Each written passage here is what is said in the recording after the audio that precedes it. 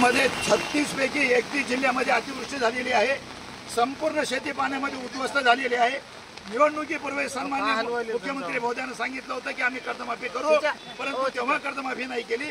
बचूभाऊ कडू जेव्हा उपोषणाला बसले होते तेव्हाही सरकारनं सांगितलं होतं की कर्जमाफी करू, तेव्हाही केली नाही। नंतर त्यांनी सांगितलं होतं की दुष्काळ पडू द्या, आम्ही कर्जमाफी करू। दुष्काळ पडल्यानंतर देखील सरकार कर्जमाफी करायला तयार नाही।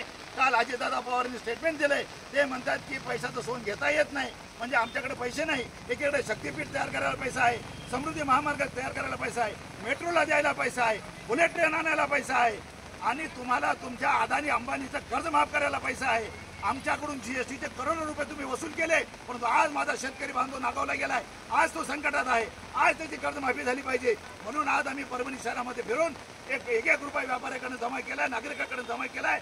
हे पैसे आम्ही माननीय मुख्यमंत्री महोदयाकडे देणार आहोत, मुख्यमंत्री सहायता निधीमध्ये देत आहोत, आणि त्यांना सांगत आहोत की आपल्याकडे पैसे नाहीत, परभणीतल्या जनतेनं भीक मागून तुम्हाला पैसे दिलेले आहेत।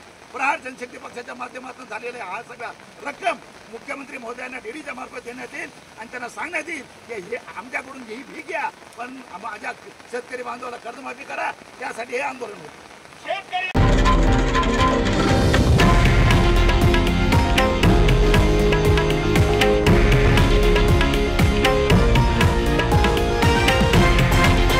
हे आहे देशातील नंबर 1 न्यूज नेटवर्क, आणि आपण पाहत आहात TV9 मराठी, एकमेव।